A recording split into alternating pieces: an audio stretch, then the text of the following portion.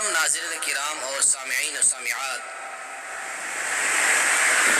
عید غدیر کیا ہے اور کس وجہ سے یہ منائی جاتی ہے؟ اس کی کیا حیثیت ہے؟ کہ اس قسم کا کوئی تہوار منانا جائز ہے؟ یہ اسلام میں کیا ہے؟ یاد رکھیں، غدیر خم ایک جگہ کا نام ہے۔ خم ایک علاقے کا نام، ایک چشمے کا نام، جس کے نام سے ایک علاقہ مشہور تھا جو مکہ و مدینہ کے درمیان مقام جحفہ سے 3 میل کے فاصلے پر واقع ہے۔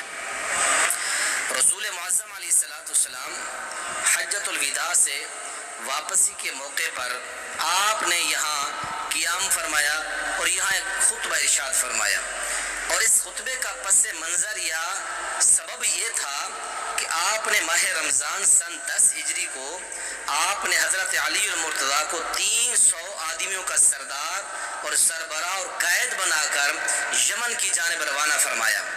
تو اس سفر کے دوران کچھ صحابہ کو بتقاضۂ بشریت حضرت علی المرتضیٰ رضی اللہ تعالیٰ عنہ سے کچھ دوستانہ شکایت ہو گئی۔ اس چیز کا علم اللہ کے نبی کو بھی ہو گیا کہ صحابہ کے دلوں میں کچھ میرے علی کے بارے میں بات ہے، آپ کو اس چیز کا اندازہ تھا۔ تو آپ نے حج سے واپسی جاتے ہوئے اس کنویں یا چشمے، اس علاقے میں غدیر خم پر آپ نے حضرت علی المرتضیٰ کی شان بیان کرنے کے لیے ایک حدیث بیان فرمائی تھی۔ وہ حدیث کے الفاظ کیا ہیں؟ ملاحظہ فرمائیں کہ من کنت مولاہ فعلی مولاہ، اللہم والی من والاہ وعادی من عاداہ، کہ جس کا میں دوست ہوں، مولا بمانی دوست، مشکل کشا، حاجت روا، بگڑی بنانے والا نہیں، بلکہ جگری دوست، یار، جس کا میں دوست ہوں علی بھی اس کا دوست ہے۔ اے اللہ، جو میرے علی سے دوستی لگائے تو بھی اس سے دوست بنا، اور جو میرے پیارے علی سے دشمنی رکھے اللہ تو بھی اس سے دشمنی رکھ۔ یہ حدیث مسند احمد کے اندر، طبرانی کبیر کے اندر، مسند بزار اور ابن حبان اور جامع ترمذی کے اندر یہ حدیث آتی ہے۔ اس حدیث میں کوئی صراحتاً، کنایتاً، اشارتاً کوئی ایسا نقطہ بھی ہمیں نہیں ملتا جس میں حضرت علی المرتضیٰ رضی اللہ تعالیٰ عنہ کی خلافت کی طرف کوئی اشارہ تک ہو۔ کوئی اس کے اندر اشارہ نہیں ہے۔ بعض لوگوں نے یہاں سے حضرت علی المرتضیٰ رضی اللہ تعالیٰ عنہ کی خلافت بلا فصل کو کریدنے کی اور جو ہے کشید کرنے کی ناکام کوشش کی ہے۔ اس حدیث میں کوئی اشارہ تک نہیں ملتا۔ تو یاد رکھیں، اس حدیث کو بیان کرنے کا صرف یہ ایک ہی مقصد تھا اور کوئی مقصد نہیں ہے۔ اور اسی طرح ایک بادشاہ گزرا ہے حاکم، جس نے اس عید کی ابتدا کا حکم دیا، معز الدولہ، ایک بادشاہ گزرا ہے، اس نے 18 ذی الحج 351 ہجری کو بغداد میں عید منانے کا حکم دیا تھا، اور اس کا نام پھر عید خم اور عید غدیر کے نام سے پھر اس کو پوری دنیا میں مشہور کیا گیا۔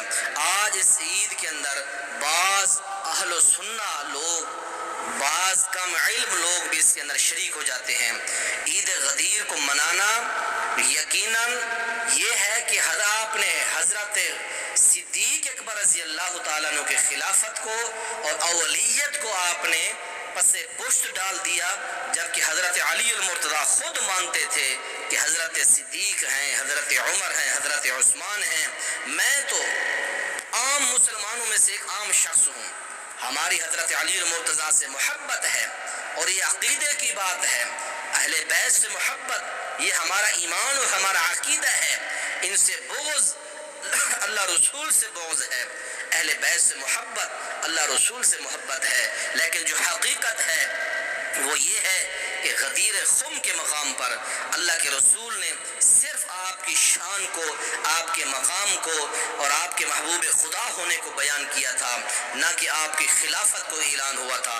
اللہ تعالی ہمیں ہر قسم کی جھوٹ سے، فریب سے بچا کر حقائق کو ماننے کی اور حقائق کو مد نظر رکھ کے زندگی گزارنے کی اللہ تعالی ہم سب کو توفیق نصیب فرمائے۔